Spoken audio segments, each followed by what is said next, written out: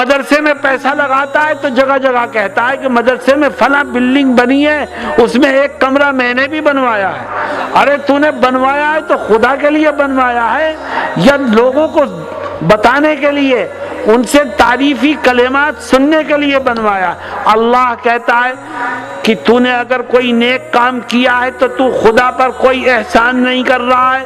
من عمل صالحا فلنفسہ ومن اساء فعلیہا، اگر تو نے کوئی نیکی کی ہے تو اس کا بدلہ بھی تجھی کو ملے گا، خدا پر کوئی احسان نہیں ہے، اور کوئی گناہ کرتا ہے تو سزا بھی تجھے کو بھگتنی پڑے گی۔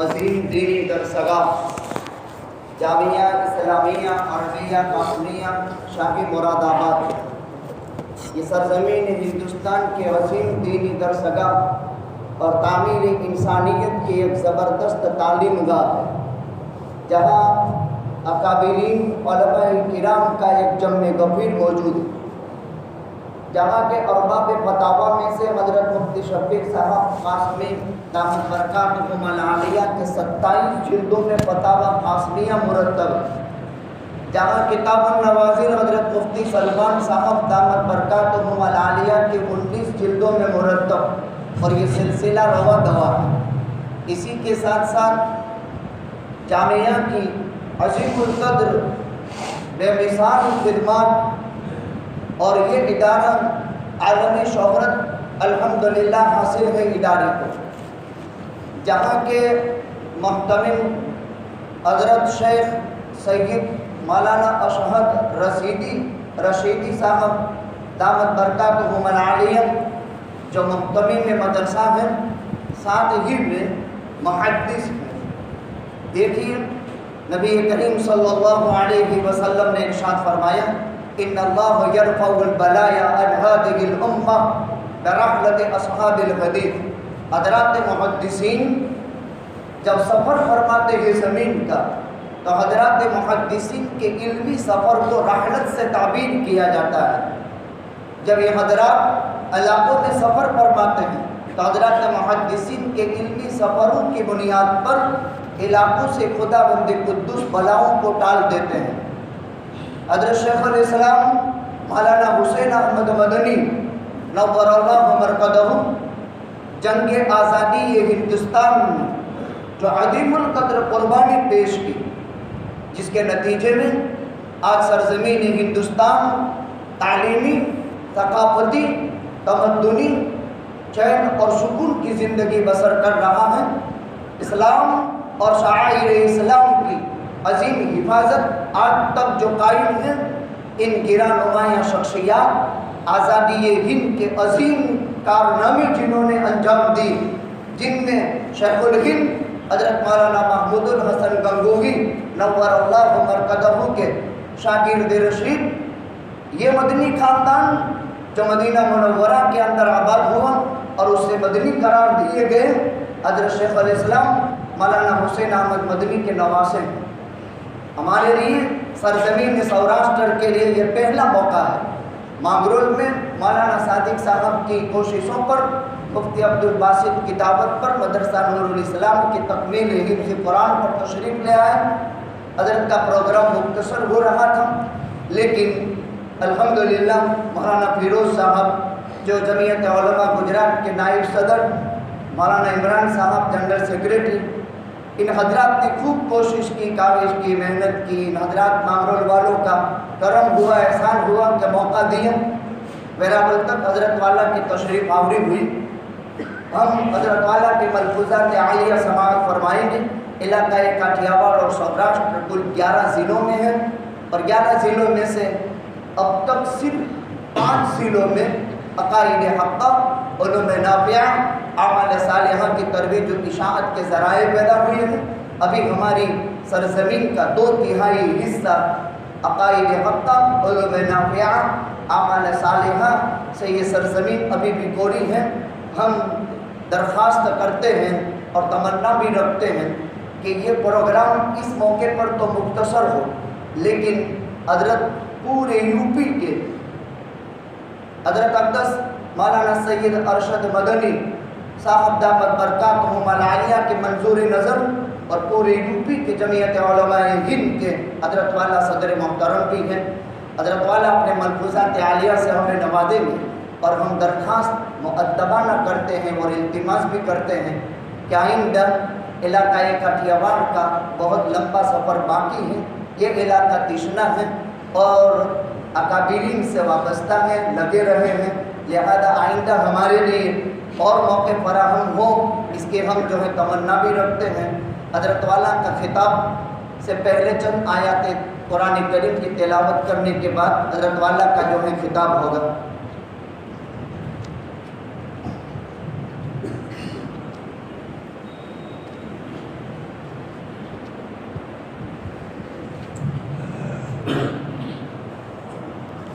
أعوذ بالله من الشيطان الرجيم. بسم الله الرحمن الرحيم. وإذ قال إبراهيم رب اجعل هذا البلد آمنا واجنبني وبني أن نعبد الأصنام. رب إنهن أضللن كثيرا من الناس فمن تبعني فإنه مني ومن عصاني فإنك غفور رحيم. ربنا إني أسكنت من ذريتي بواد غير ذي زرع عند بيتك المحرم ربنا ليقيموا الصلاة فاجعل أفئدة من الناس تهوي إليهم وارزقهم من الثمرات لعلهم يشكرون. ربنا إنك تعلم ما نخفي وما نعلن وما يخفى على الله من شيء في الأرض ولا في السماء. الحمد لله الذي وهب لي على الكبر إسماعيل وإسحاق إن ربي لسميع الدعاء. رب اجعلني مقيم الصلاة ومن ذريتي ربنا وتقبل دعاء. ربنا اغفر لي ولوالدي وللمؤمنين يوم يقوم الحساب. صدق الله العظيم. حضرت والا سے بسط آدھا درخواست کریں اپنے ملفوظات عالیہ سے ہمیں نوازیں. السلام عليكم ورحمة الله وبركاته. درود شریف پڑھو.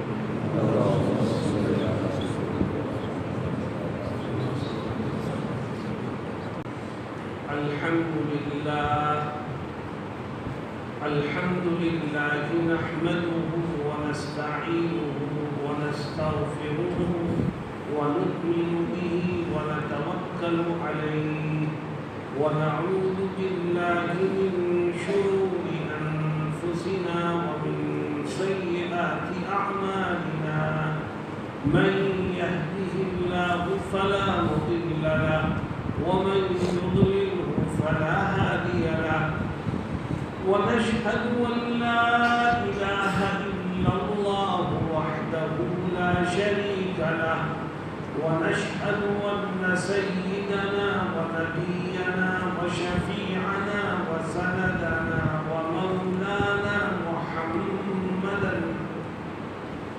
ومولانا محمدا عبده ورسوله صلى الله تعالى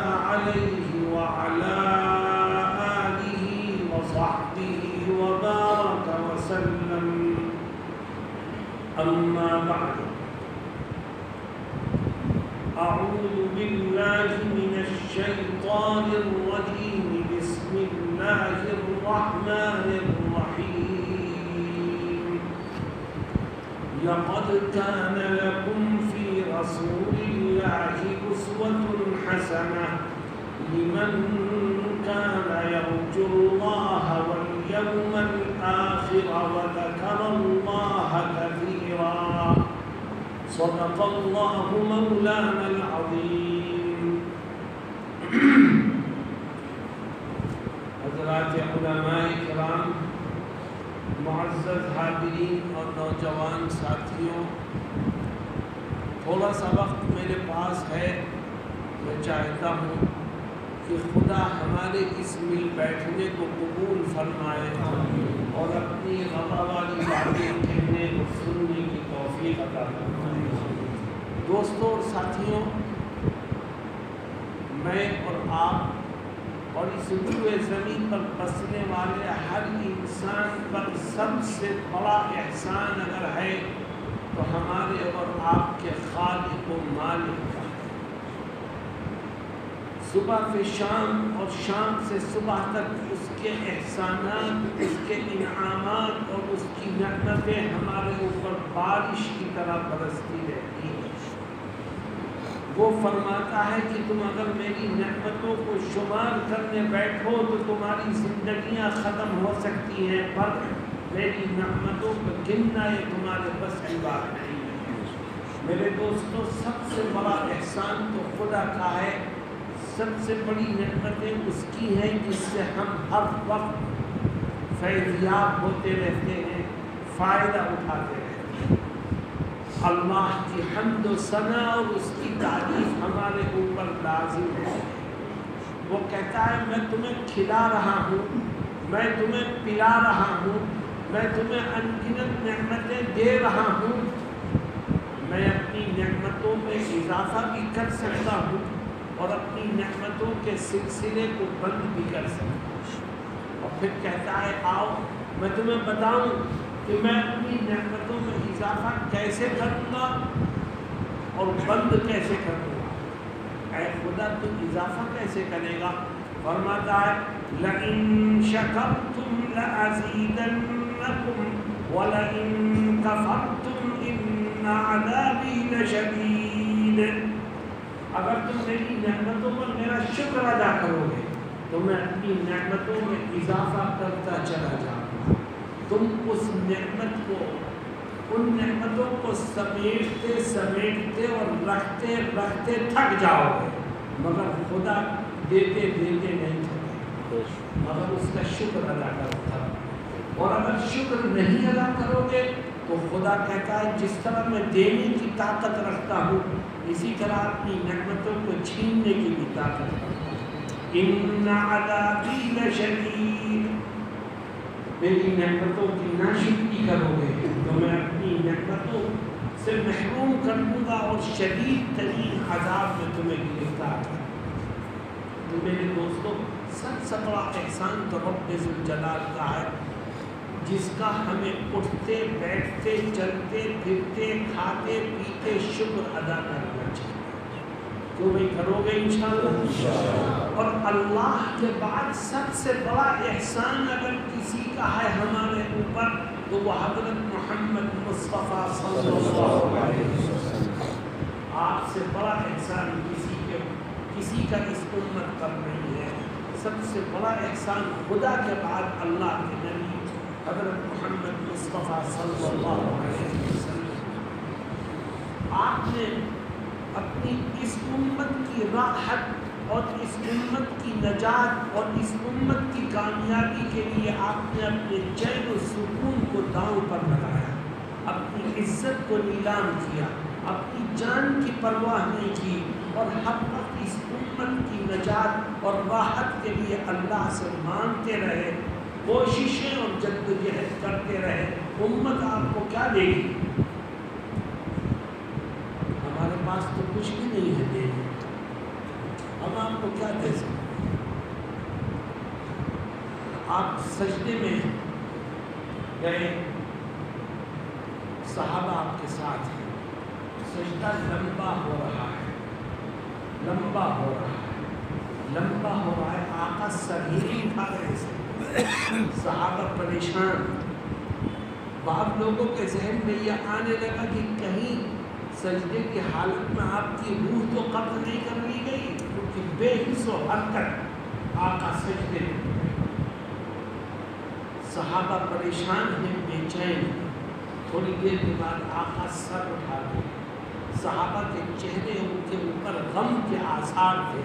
پوچھا کیا بات ہے، تم کیوں پریشان ہو؟ آقا سجدہ اتنا لمبا ہو گیا کہ ہمیں خوف ہونے لگا۔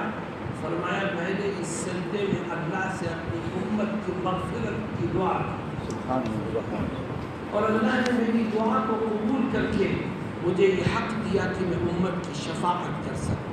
میں تم سب کو خدا سے معاف کرا لوں گا قیامت کے دن۔ میرے دوستوں ساتھیوں، نبی کریم صلی اللہ علیہ وسلم ہمارے سب سے بڑے محسن ہیں۔ میں آپ سے ایک سوال کرتا ہوں، بتاؤ محسن کے لیے دل میں محبت کے جذبات ہونے چاہیے کہ نہیں؟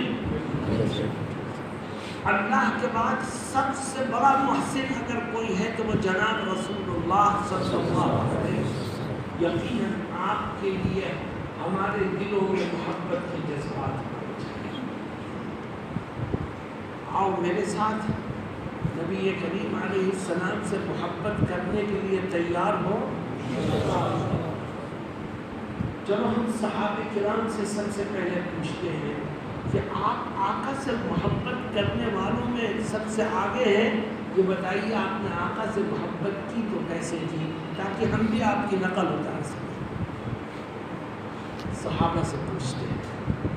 میں تمہیں 3 واقعات سناتا ہوں صحابہ کرام کی، جس میں صحابہ ہمیں آقا سے محبت کرنے کا طریقہ سکھاتے ہیں۔ ایک صحابی ہے حضرت معاذ ابن جبل رضی اللہ عنہ، نوجوان صحابی، جوانی میں ایمان لیا اور نبی کریم علیہ السلام سے اتنی محبت کہ ہر وقت معاذ ابن جبل آپ کے ساتھ رہے۔ آپ مدینے میں ہیں تو معاذ آپ کے ساتھ، آپ سفر میں ہیں تو معاذ آپ کے ساتھ، آپ مدینے کے بازاروں میں ہیں تو معاذ آپ کے ساتھ، آپ مسجد نبوی میں ہیں تو معاذ آپ ہر وقت معاذ آپ کے ساتھ رہتے تھے۔ ایک دن نبی کریم علیہ السلام نے حضرت معاذ ابن جبل رضی اللہ عنہ کو بلایا اور فرمایا اے معاذ، میں تم کو یمن کی گورنری دیتا ہوں، جاؤ میں تمہیں یمن کا گورنر بنا کے یمن بھیجتا ہوں۔ آج سے یمن کی حکومت، یمن کا اقتدار اور یمن کی گورنری تمہارے ہاتھ میں دے گا۔ ہم میں سے کسی کو حکومت کا اور سرکاری کوئی ادنا سا ادنا عہدہ مل جائے تو ہم تو آپ سے باہر ہو جاتے ہیں۔ وہاں حکومت مل رہی ہے، گورنری مل رہی ہے، اقتدار مل رہا ہے، لیکن لوگوں نے دیکھا کہ معاذ کے چہرے کا رنگ بدل گیا، آنکھوں میں آنسو آ گئے، غم کے آثار چہرے سے نمایاں ہو گئے۔ لوگوں نے پوچھا معاذ، یہ تو خوشی کا موقع ہے، تمہیں حکومت مل رہی ہے، اقتدار مل رہا ہے، یمن کی گورنری مل رہی ہے، لیکن تمہارے چہرے پر تو غم کے آثار ہیں، آنکھوں میں آنسو کیسے ہیں؟ تو معاذ کیا جواب دیتے ہیں؟ دیکھو معاذ اپنی محبت کا کیسے اظہار کرتے ہیں۔ معاذ کہتے ہیں مجھے گورنری نہیں چاہیے، مجھے اقتدار نہیں چاہیے، مجھے حکومت نہیں چاہیے، میرے دل کی خواہش تو یہ ہے کہ میری زندگی کا ہر سانس مدینے میں نکلے۔ اے لوگوں بتاؤ، اگر میں یمن چلا گیا تو آقا کے پیچھے نمازیں کیسے پڑھوں گا؟ اگر میں یمن چلا گیا تو آقا کے دیدار سے اپنی آنکھوں کو ٹھنڈا کیسے کروں گا؟ اگر میں یمن چلا گیا تو آقا کی مجلس میں بیٹھ کر آپ کی باتوں سے اپنے قلب و جگر کو روشن کیسے کروں گا؟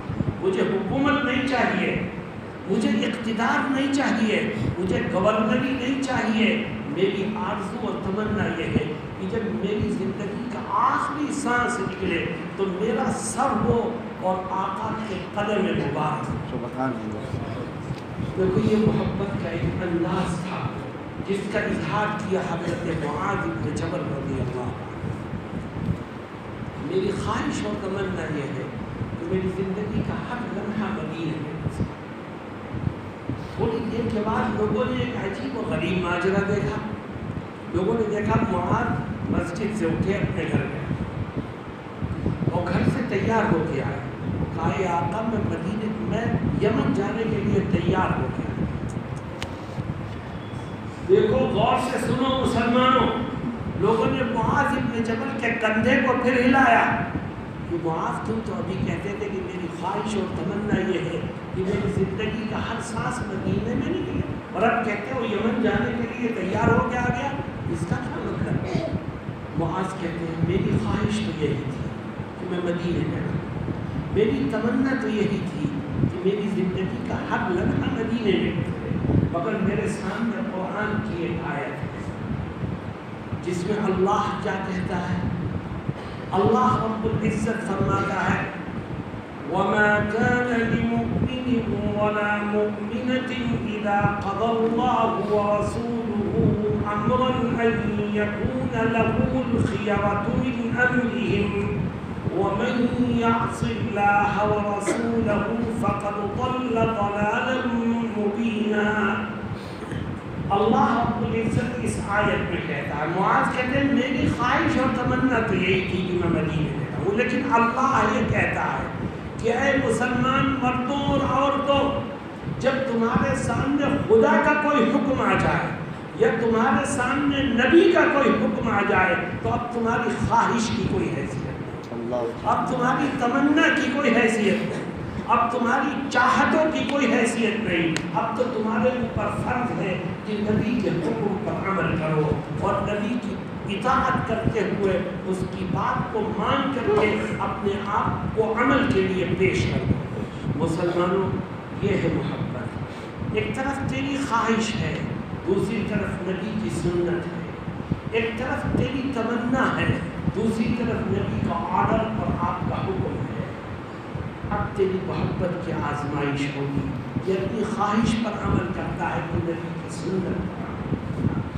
آج مسلمان جو نبی کا کلمہ پڑھتے ہیں، ذرا غور کریں صبح سے شام تک ہم اپنی خواہشات کی دہلیز پر نبی کی سنتوں کو ذبح کرتے ہیں، اپنی خواہشات کے پیروں تلے نبی کی سنتوں کو کچلتے ہیں.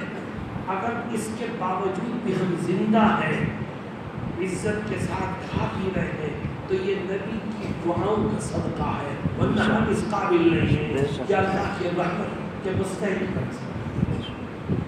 کتنے جوان بیٹھے ہیں جن کے چہروں پر داڑھیاں ہیں. داڑھی نہیں رکھتا کیونکہ میرا جی نہیں چاہتا. نبی کہتے ہیں داڑھی رکھ.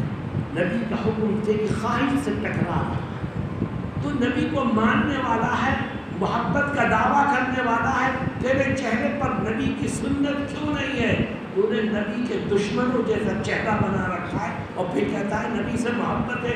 یہ دھوکہ ہے جو خدا کے ہاں قبولیت کے درجے کو نہیں پہنچا. کتنے لوگ بیٹھے ہیں جو شادی بیاہ کے موقع پر نبی کی سنتوں کے پڑاخچے اڑاتے ہیں اور صرف اپنی ناک کو برادری میں، گاؤں میں، علاقے میں اونچا رکھنے کے لیے، دکھانے کے لیے شادی بیاہ کے موقع پر پانی کی طرح پیسے کو بہاتے ہیں اور کہتے ہیں میں نبی سے محبت کرنے والا. نبی کریم صلی اللہ علیہ وسلم فرماتے ہیں تو اپنی بیٹی کا نکاح کرتا ہے، اپنے بیٹے کی شادی کرتا ہے، اپنی شادی کرتا ہے، اور تو شادی کارڈ پر لکھواتا ہے شادی خانہ آبادی. اگر تیری شادی سنت کے خلاف ہے تو وہ شادی خانہ بربادی کا ذریعہ تو بن سکتی ہے، خانہ آبادی کا ذریعہ نہیں. کیونکہ آقا کیا کہتے ہیں؟ کون سی شادی بابرکت ہے؟ کون سی شادی وہ ہے جس کے اندر خیر کے دروازے کھل جاتے ہیں؟ فرماتے ہیں اعظم النکاح برکتاً ایسرہ مؤونۃ. فرماتے ہیں اے میری امت کے لوگوں، آؤ میں تمہیں بتاؤں کہ سب سے بابرکت شادی کون سی ہوتی ہے، خانہ آبادی کا ذریعہ کون سی شادی ہوتی ہے. فرماتے ہیں وہ شادی جس میں پیسے کو کم سے کم خرچ کیا جائے، خدا اس شادی کو خیر و برکت سے بھر دیتا ہے. ایک طرف ہماری خواہش ہے اور دوسری طرف نبی کا فرمان ہے ہم نبی کے اس فرمان کو ایک طرف رکھتے ہیں اور وہ آگ مونتے ہیں جس کا اسلام میں کوئی تصور نہیں کیا جا سکتا۔ چنانچہ آج نتیجہ یہ ہے کہ شادی سنت کے خلاف ہو رہی ہے، جس کی وجہ سے اولاد کے دلوں سے ماں باپ کی عظمت نکل چکی ہے، اور ہر گھر کا رونا ہے کہ نہ باپ کی سنتی ہے اولاد اور نہ ماں کی سنتی ہے۔ میرے دوستوں، حضرت معاذ بن جبل رضی اللہ عنہ کے اس واقعے سے ہمیں پتہ چلتا ہے کہ نبی سے محبت کرنے والے اگر بننا چاہتے ہو تو زندگی کے ہر موقع پر اپنی خواہش کو چھوڑو، نبی کی سنتوں کی پیروی تو بھائی کرو گے اس پر عمل انشاءاللہ۔ میرے دوستوں اور ساتھیوں، حضرت معاذ بن جبل رضی اللہ عنہ مسجد نبوی میں آ کے آپ سے مسافہ کرتے ہیں اور کہتے ہیں آقا میں یمن جانے کے لیے نکلا، لیکن معاذ کے چہرے پر غم کیا اثر ہے، تو آقا ان کو مسافہ کر کے رخصت نہیں کرتے، کھڑے ہو جاتے، کہتے ہیں چلو مسجد سے باہر تک آتے، وہ گیٹ تک بھی مسافہ کرنا چاہتے ہیں، فرماتے نہیں معاذ آگے چلو، سواری کہاں ہے، حضور گھوڑا وہ کھڑا ہے، فرمایا چلو، معاذ گھوڑے پر بیٹھے، آقا نیچے، اور فرماتے ہیں معاذ کا دل تو دکھا ہوا تھا، آقا سے جدائی ہو رہی ہے، آقا اس وقت چند جملے ایسے فرماتے ہیں کہ معاذ کے ضبط کے سارے بندھن ٹوٹ گئے، اور حدیث میں الفاظ آتے ہیں کہ چیخ مار کے رو، فرمایا آپ نے چلتے ہوئے جب وہ گھوڑے پہ بیٹھ گئے کہ اے معاذ ہو سکتا ہے یہ میری اور تمہاری آخری ملاقات، اللہ اکبر، لعلک الا تلقانی بعد عامی ھذا، اے معاذ ہو سکتا ہے کہ اس سال میں میری تم سے دوبارہ ملاقات نہ ہو سکے، اور جب تم مدینے آؤ تو ہو سکتا ہے تم مجھ کو نہ پاؤ، میری قبر ہی کو پاؤ۔ حضرت معاذ کی چیخیں نکل گئی، آنکھوں میں آنسو آ گئے اور دہاڑے مار کے روئے، تو آپ نے حضرت معاذ کو تسلی دی۔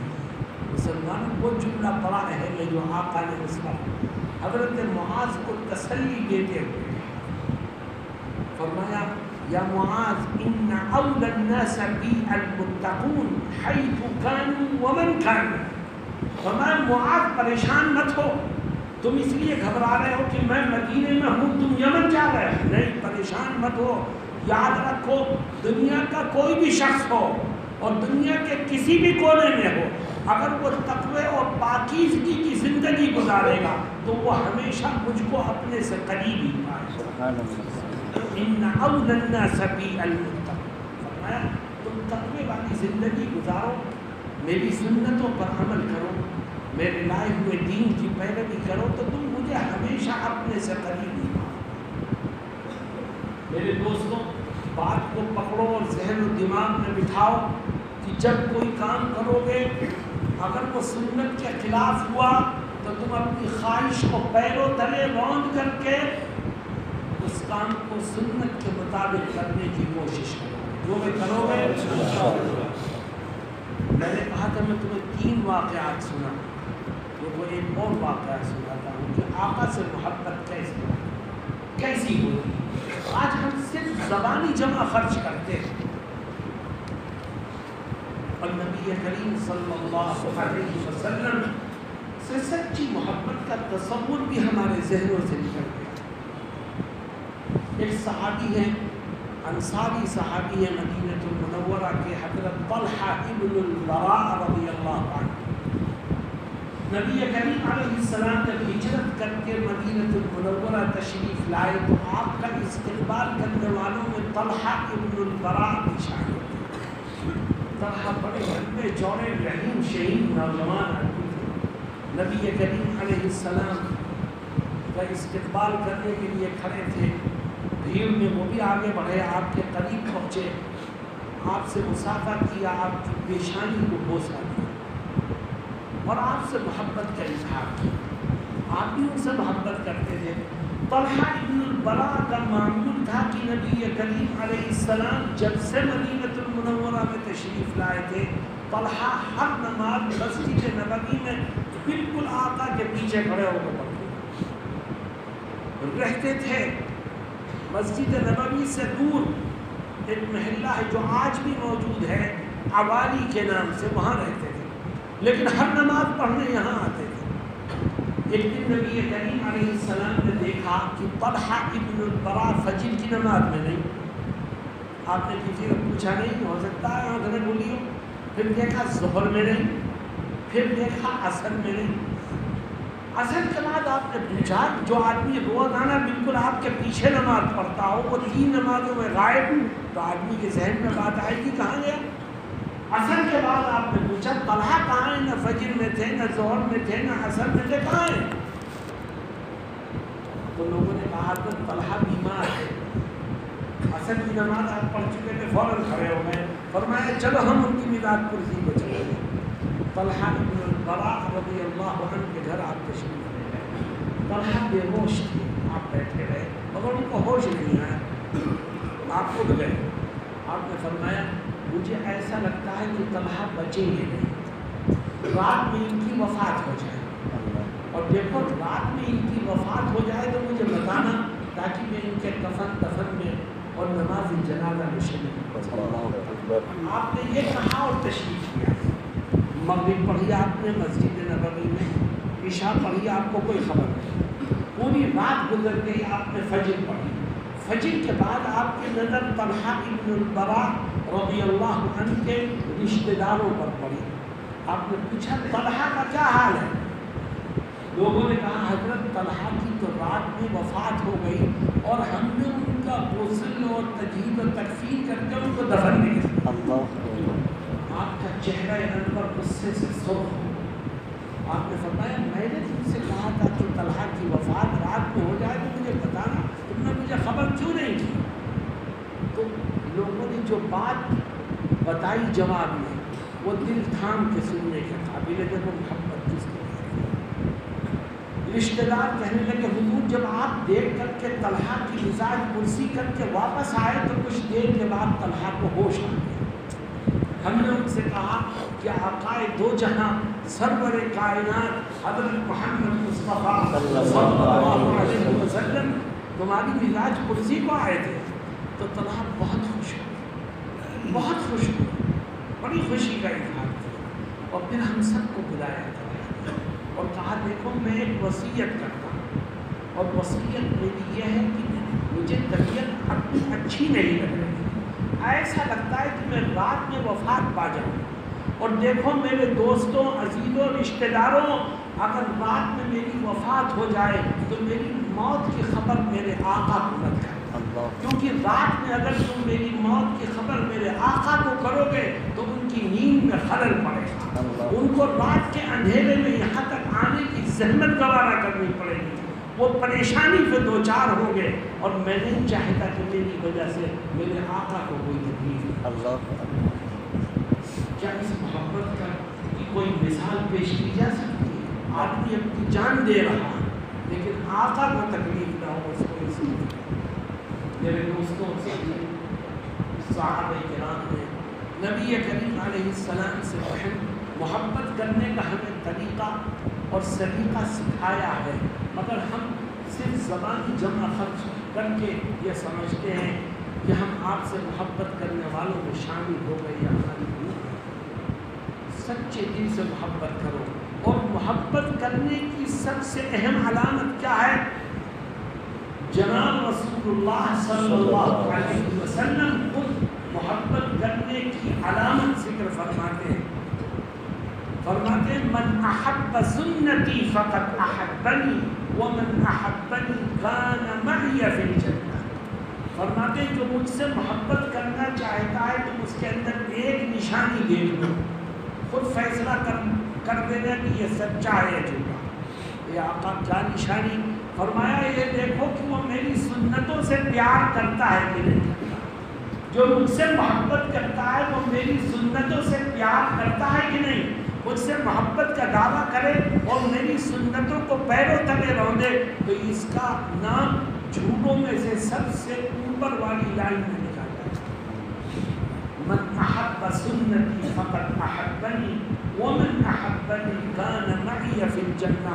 اور آقا ایک ٹائٹل دیتے ہیں، फरमाते जो मुझसे मोहब्बत करता है जांचो वो मेरी सुन्नतों से भी प्यार करता है कि नहीं, और फिर उसको ये खबर दे दो कि जो मुझसे मोहब्बत करेगा कल अल्लाह जन्नत में उसको मेरा साथ नसीब फरमाएगा। मेरे दोस्तों साथियों, एक आखिरी वाक़या जिक्र करके मैं अपनी बात को ख़त्म करता हूँ। आप लोग ऐसे जमे बैठे हो कि रात भर में बोलता रहूँ तो सुनते ही रहोगे, लेकिन मुझे सफ़र में भी जाना है। एक आखिरी वाक़या, और उस वाक़े में बहुत सी चीज़ें हैं, गौर करना। एक सहाबी है हज़रत अब्दुर्रहमान इब्न अबी क़ुराद रज़ियल्लाहु अन्हु। हज़रत अब्दुर्रहमान इब्न अबी क़ुराद एक अजीब व गरीब वाक़या ज़िक्र फरमाते हैं। फरमाते ज़ात यौमिन तवद्दअ रसूलुल्लाह सल्लल्लाहु अलैहि वसल्लम फजअल अस्हाबुहु यतमस्सहून बिवुदूइहि। फरमाते हैं हज़रत अब्दुर्रहमान इब्न अबी क़ुराद रज़ियल्लाहु अन्हु एक दिन मैं आका की खिदमत में पहुंचा तो मैंने बड़ा अजीब व गरीब मंजर देखा। मैंने देखा कि आका एक जगह बैठे हुए वुज़ू फरमा रहे हैं और सहाबे किराम ने आपको चारों तरफ से घेर रखा है। आपने वुज़ू शुरू किया, मुँह धोया, हाथ धोए, पैर धोया, आपके जिस्म से, चेहरे अनवर से, हाथ से, पैर से वुज़ू का जो पानी नीचे टपक रहा था, अब्दुर्रहमान इब्न अबी क़ुराद कहते हैं कि उस पानी का एक कतरा भी ज़मीन पर नहीं गिर सकता। जो सहाबा इर्द गिर्द खड़े थे वो हाथ आगे बढ़ाते और उस वुज़ू के पानी को जो ज़मीन पर गिरने वाला था अपने हाथों पर, हाथ पर लेके क्या करते, यतमस्सहूना, कोई उसको अपनी आँखों से लगाता, कोई उसको अपने सर पे लगाता, कोई अपने जिस्म पर फेर लेता। क्यों? उनका ये मानना था कि इस रूए ज़मीन पर आका के वुज़ू के पानी से ज़्यादा कोई पाक पानी हो नहीं, तो उस पानी का कोई कतरा ज़मीन पर नहीं गिरने दे रहे थे। यतमस्सहून बिवुदूइहि। नबी करीम अलैहिस्सलाम किसी को रोक नहीं रहे थे, भीड़ बहुत थी, कुछ लोग दूर थे। दूर वाले क्या कर रहे थे? बाद रिवायात में आता है कि दूर वाले पहुंच नहीं सकते थे यहाँ, तो जो करीब खड़े हैं उनके गीले हाथ पर अपने हाथ को रख करके वो अपने चेहरे पर लगा दिया। नबी करीम अलैहिस्सलाम ने किसी को रोका नहीं, वुज़ू पूरा हो गया, अब सब इत्मीनान से हो गए। तब आप सवाल करते हैं, फरमाते मा हमलकुम अला हाज़ा, तुमने मेरे वुज़ू के पानी को ज़मीन पर नहीं गिरने दिया, हाथों पर लेकर आँखों से लगाया, सर पर मला, जिस्म पर फेरा। ऐ मेरे सहाबा ये बताओ कि तुमने मेरे वुज़ू के पानी के साथ ये काम क्यों किया? मा हमलकुम अला हाज़ा, तुमको इस काम के करने पर किस जज्बे ने आमादा? तो सहाबा का एक ही जवाब था, क़ालू हुब्बुल्लाहि व रसूलिही। या आका, हमने आपके वुज़ू के पानी को ज़मीन पर नहीं गिरने दिया सिर्फ इसलिए हाथों पर लेकर अपने चेहरे पर मला, ताकि हम दुनिया वालों को ये बता सकें कि हमारे दिल में आका की मोहब्बत बैठी है, इसके सिवा हमारा कोई मसला। अब देखो होता क्या, ये बड़ी पुरमर्ज़ रिवायत है। जनाब रसूलुल्लाह सल्लल्लाहु अलैहि वसल्लम ने इस जवाब को सुन के क्या फरमाते हैं? फरमाते हैं, आओ तुम मुझसे मोहब्बत करना चाहते हो, आओ तरीक़ा मोहब्बत मैं तुमको सिखाता हूँ। जो मोहब्बत का तरीक़ा आका सिखाएंगे, क्या उससे ज़्यादा कोई बेहतर तरीक़ा हो सकता है? क्या फरमाते हैं, मन सर्रहु अन युहिब्बल्लाह व रसूलहु औ युहिब्बुहुल्लाहु व रसूलुहु फलयस्दुक़ हदीथहु इज़ा हद्दसा वलयुअद्दि अमानतहु इज़ा तुमिना वलयुहसिन जारा मन जावरहु औ कमा क़ाल सल्लल्लाहु अलैहि वसल्लम। फरमाते हैं, ऐ मेरे सहाबा, आओ मैं तुमको मोहब्बत करने का तरीक़ा मैं तुमको सिखाता हूँ। ये आका, हम आपसे कैसे मोहब्बत करें? कोई ये समझता है कि आपसे मोहब्बत के इजहार के लिए नारे रिसालत लगाना जरूरी है। कोई जुलूस मोहम्मदी में जाता है आपसे मोहब्बत का इजहार करना, कोई उल्टी सीधी महफिलें कायम करता है। आका क्या कहते हैं? फरमाते मुझसे मोहब्बत करने वाले बनना चाहते हैं اور مجھ سے محبت کرنے والوں کی فہرست میں اپنے نام کو شامل کرنا چاہتے ہو تو اپنے اندر 3 خوبیاں پیدا کرو۔ جلوس محمدی میں جانے کی ضرورت نہیں، نعرہ رسالت بھی لگانے کی ضرورت نہیں، یہ 3 خوبیاں اپنے اندر پیدا کرو۔ اور اگر یہ 3 خوبیاں نہیں ہیں تو کتنا بھی اچھل کود کر لو اور نبی سے محبت کے دعوے کر لو، اللہ کے ہاں تمہاری بات کی کوئی ایسی وہ 3 خوبیاں ہیں کیا؟ میرے دوستوں میں ایک ایک کر کے ذکر کروں گا اس یقین کے ساتھ کہ انشاءاللہ آپ سن کر کے اس پر عمل کریں۔ پہلی خوبی فرماتے ہیں نماز، روزہ، حج، زکوٰۃ کے علاوہ اپنے اندر یہ 3 خوبیاں پیدا کر۔ نماز، روزہ، حج، زکوٰۃ تو فرض ہے، وہ تو کرنا لازم اور ضروری ہے، لیکن نبی سے محبت کرنے والا اگر بننا چاہتا ہے تو یہ 3 خوبیاں بھی اپنے اندر پیدا کر۔ سب سے پہلی خوبی فَلْيَصْدُقْ حَدِيثَهُ إِذَا حَدَّثَ، پہلی خوبی اگر نبی سے محبت کرنے والوں میں اپنے نام کو شامل کرنا چاہتا ہے تو آج سے طے کر لے کہ انشاءاللہ زندگی کے آخری سانس تک جب بھی بولوں گا تو ہمیشہ سچ، گھر میں بات کروں تو سچ بولوں گا، دکان پر بیٹھوں تو سچ بولوں گا، کسی سے کوئی چیز لوں تو سچ بولوں گا، کسی کو کوئی چیز بیچوں تو سچ بولوں گا۔ سامنے کھڑا ہوا شخص چاہے ہندو ہو، چاہے مسلمان، چاہے سکھ ہو، چاہے عیسائی، چاہے اپنا ہو چاہے پرایا، جب بھی بولوں گا تو سچ بولوں، جو سچ بولے گا زندگی بھر۔ آقا کہتے ہیں خدا مجھ سے محبت کرنے والوں کی فہرست میں تیرے نام کو شامل کر۔ جوانوں میں تم سے پوچھتا ہوں کہ آج مسلمان جھوٹ کا عادی ہو گیا ہے کہ نہیں ہو گیا؟ ایک طرف نعرہ رسالت لگاتا ہے اور دوسری طرف جھوٹ بولتا ہے۔ نبی سے محبت کرنے والوں کی فہرست میں تیرا نام کیسے شامل ہوتا ہے؟ اور تھوڑے تھوڑے نفع کے لیے آدمی جھوٹ بولتا ہے۔ حقیقت یہ ہے کہ جھوٹ بولنے کے 2 کارن ہوتے ہیں۔ کبھی آدمی کسی نفع کو حاصل کرنے کے لیے جھوٹ بولتا ہے اور کبھی کسی نقصان سے بچنے کے لیے جھوٹ بولتا ہے۔ کیسی عجیب بات ہے، میرا اور تمہارا ایمان و یقین ہے کہ نفع نقصان کا مالک تو خدا ہے، تو تیرا جھوٹ تجھے نفع نہیں پہنچا سکتا، تیرا جھوٹ تجھے نقصان سے بچا نہیں سکتا۔ آج سے طے کرو کہ جب بھی بولیں گے تو سچ تم گھر سے کیا اندر بولتے ہو تو جھوٹ بولتے ہو اور باہر آتے ہو تو سچ بولتے ہو، کسی کے سامنے بات کرتے ہو تو سچ بول کر کے دکھاتے ہو اور کسی کے پیٹھ پیچھے بات کرتے ہو تو جھوٹ بولتے ہو۔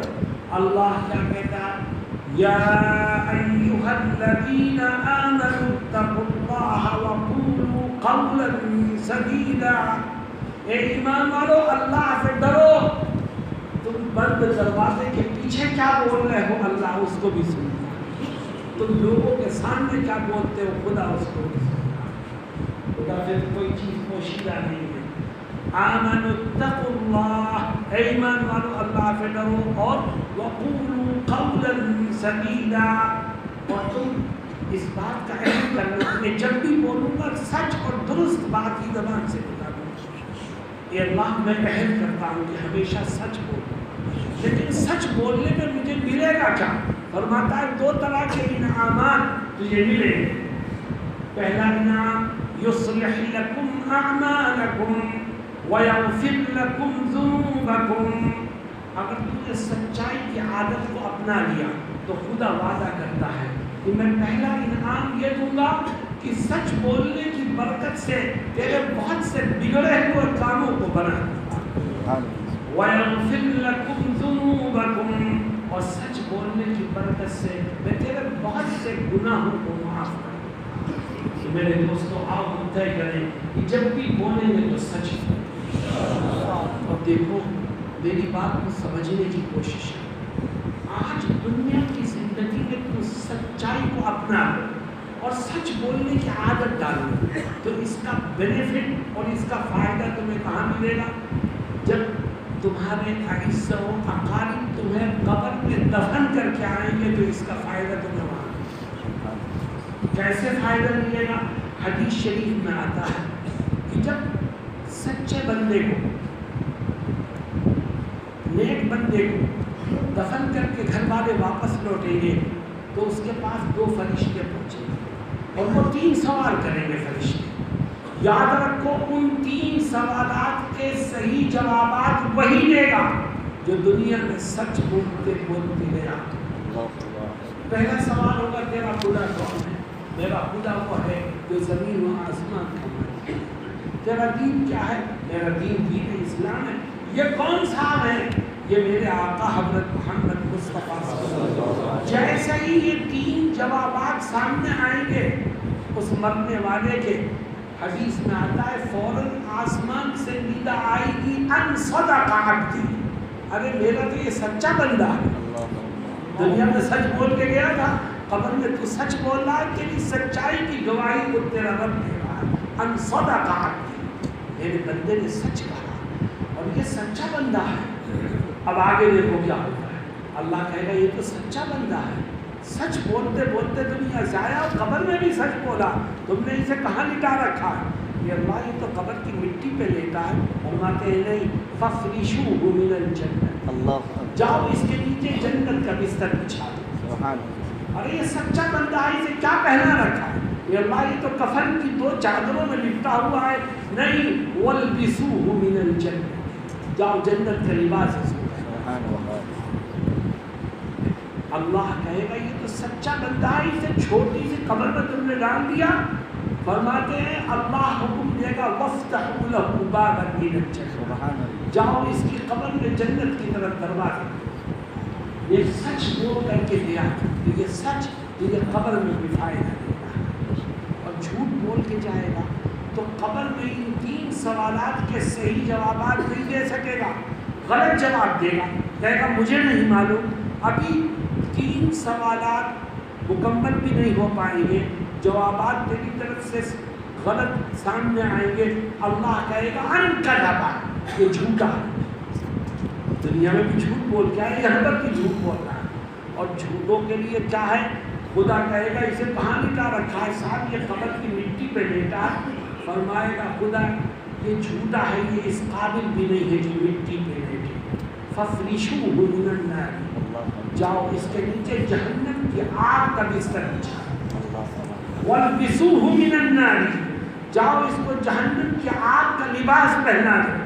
वफ्तहू लहू बाबन इलन नार, और कमा क़ाल सल्लल्लाहु अलैहि वसल्लम, और इसकी कब्र में जहन्नम की तरफ खिड़कियाँ। ये अंजाम है झूठे का, और वो अंजाम था सच्चे का। तो बताओ झूठ बोलोगे कि सच? हमेशा सच बोलोगे तो खुदा से और नबी से मोहब्बत करने वालों की फहरिस्त में तुम्हारा नाम शामिल। दूसरा काम फरमाते हैं मुझसे मोहब्बत करने वाले बनना चाहते हो तो 3 खूबियाँ पैदा करो। पहली खूबी आ चुकी है, सच, हमेशा सच।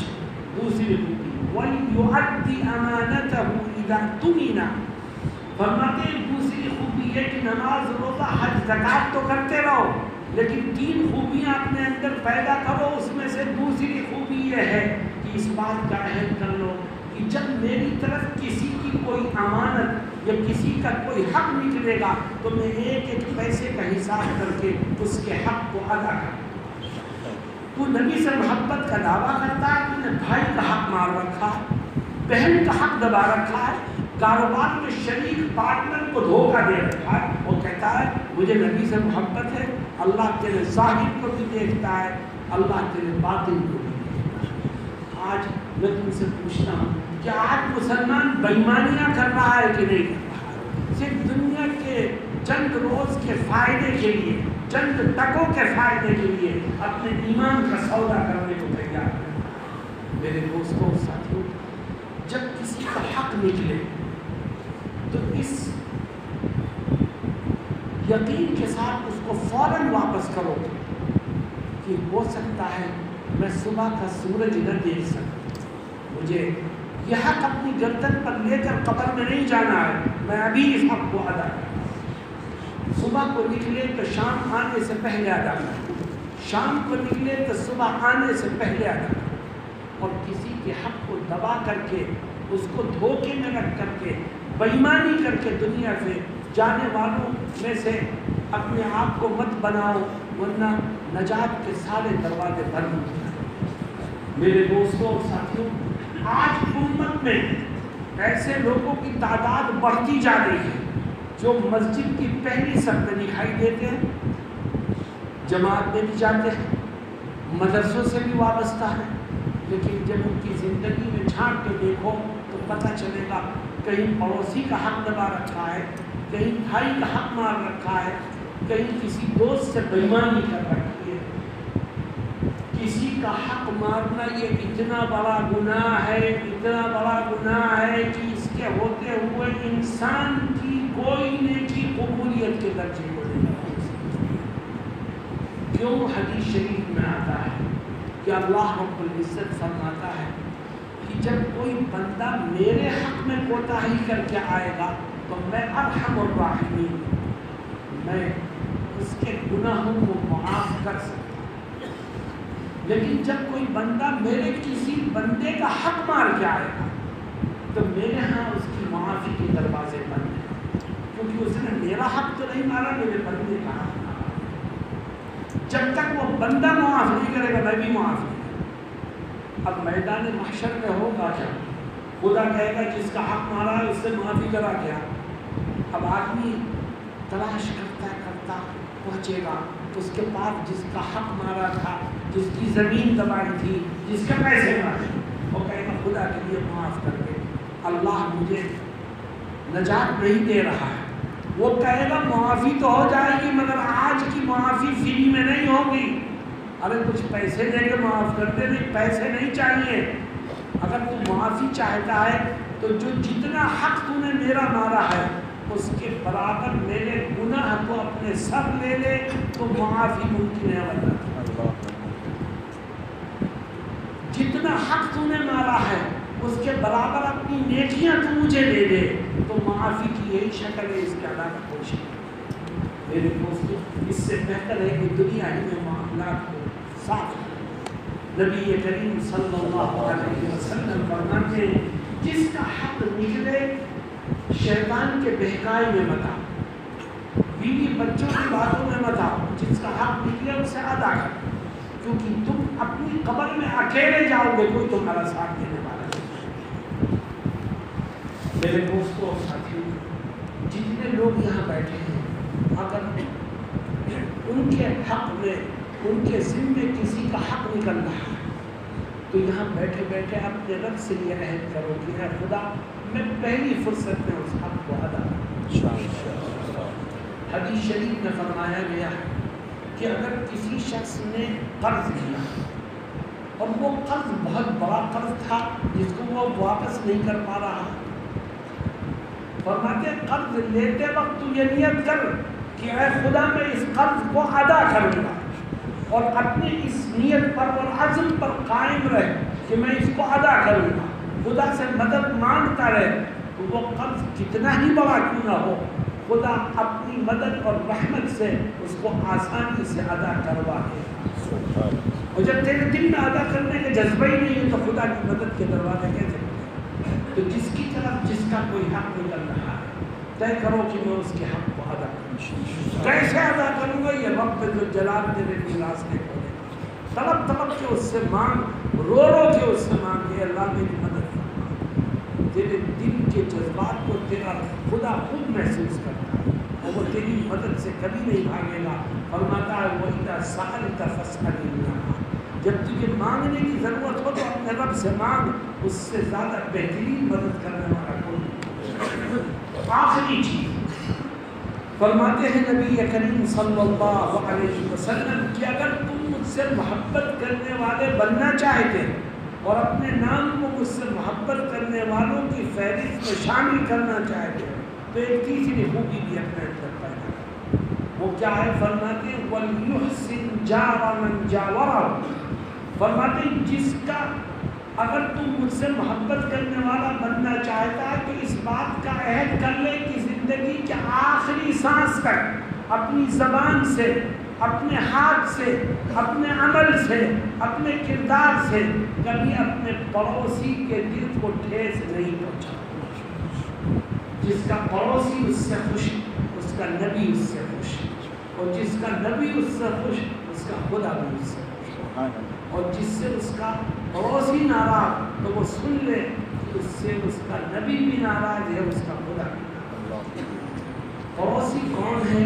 فرمائے جس کی دیوار تیری دیوار سے ملی ہے یا جس کا دروازہ تیرے دروازے کے سامنے ہے وہ تیرا پڑوسی ہے، چاہے اس کا دین و دھرم کچھ بھی ہو، چاہے اس کی برادری کچھ بھی ہو، چاہے اس کا رنگ و نسل کچھ بھی ہو، وہ تیرا پڑوسی ہے۔ پڑوسی کے ساتھ حسن سلوک تجھے نبی سے محبت کرنے والوں کو شامل کر۔ دوستوں اور ساتھیوں، ہمارا حال یہ ہے کہ مسلم محلے میں گھس جاؤ تو ایسا لگتا ہے ہر پڑوسی کا ہاتھ دوسرے پڑوسی کے گریبان پر، چھوٹی چھوٹی باتوں پہ لڑائی، تو نے سائیکل یہاں کو کھڑی کر دی، تو نے کوڑا یہاں کو پھینک دیا، تو نے نالی کا رخ میری طرف کیوں کر دیا، ایسی ایسی باتوں پر جھگڑے ہوتے ہیں کہ جس کو سمجھنا بھی مشکل ہے۔ اور یہ کون جھگڑ رہا ہے؟ محمد رسول اللہ صلی اللہ علیہ وسلم کو ماننے والے جھگڑ رہے ہیں۔ میرے دوستوں، آقا نے تو پڑوسیوں کے ساتھ حسن سلوک کی کتنی تعلیم دی ہے۔ دو روایتیں سنا کے بعد کو ختم کرتا۔ ایک روایت میں آپ فرماتے ہیں کہ تو مالدار ہے اور تیرا پڑوسی غریب ہے، تو اپنے بچوں کو بازار سے لا کے پھل کھلانا چاہتا ہے، فرماتے ہیں لا کے کھلا، کوئی مسئلہ نہیں ہے، لیکن اپنے بچوں کو پابند بنا کہ وہ پھل گھر میں رہ کر کے کھائیں، ہاتھ میں لے کر کے باہر نہ جائیں۔ یہ آقا کیوں؟ فرماتے تیرا بچہ اگر ہاتھ میں پھل لے کر گھر سے باہر جائے گا تو پڑوسی کے بچے کی بھی نظر پڑے گی، اور وہ بھی اپنے باپ سے وہ پھل مانگے گا، اور اس کا باپ غریب ہے، وہ اس کو لا کے نہیں دے سکتا، تو اس کا دل دکھے گا، اور تیرے عمل سے تیرے پڑوسی کا دل دکھے، یہ چیز تیرے لیے تیری نجات کے لیے خطرہ بن سکتا ہے، اس لیے اپنے پڑوسی کا دل مت دکھائے۔ اسی طرح ایک دوسری روایت میں فرماتے ہیں خدا نے تجھے پیسہ دیا ہے، تیرا پڑوسی غریب ہے، وہ اپنا گھر بنانا چاہتا ہے، بنا، مگر ایک بات کا خیال رکھنا۔ یہ آقا کس بات کا؟ فرماتے ہیں گھر بناتے وقت اپنے گھر کی دیوار زیادہ اونچی مت کرنا۔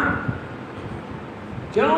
اس لیے کہ ہو سکتا ہے کہ دیوار کے اونچا ہونے کی وجہ سے پڑوسی کے گھر میں جانے والی ہوا اور روشنی رک جائے، اور تیرے عمل سے تیرے پڑوسی کو تکلیف پہنچے گی، تو تیری نجات خطرے میں پڑ جائے۔ میرے دوستوں، یہ وہ تعلیمات ہیں جو نبی کریم صلی اللہ علیہ وسلم نے ہمیں دی ہیں، اور آقا فرماتے ہیں اپنی زندگی میں یہ خوبیاں پیدا کرو تو مجھ سے محبت کرنے والوں میں تمہارا نام شامل کر دیا جائے گا، ورنہ زبانی جمع خرچ نہیں ہے۔ اللہ رب العزت مجھے اور آپ کو کہنے اور سننے سے زیادہ عمل کی توفیق سے مالا مال فرمائے۔ وآخر دعوانا الحمدللہ رب العالمین۔ اگر آپ ہمارے چینل پر نئے ہیں تو سبسکرائب کرنا نہ بھولیں اور دوسروں کو شیئر کر کے ثواب دارین حاصل کریں۔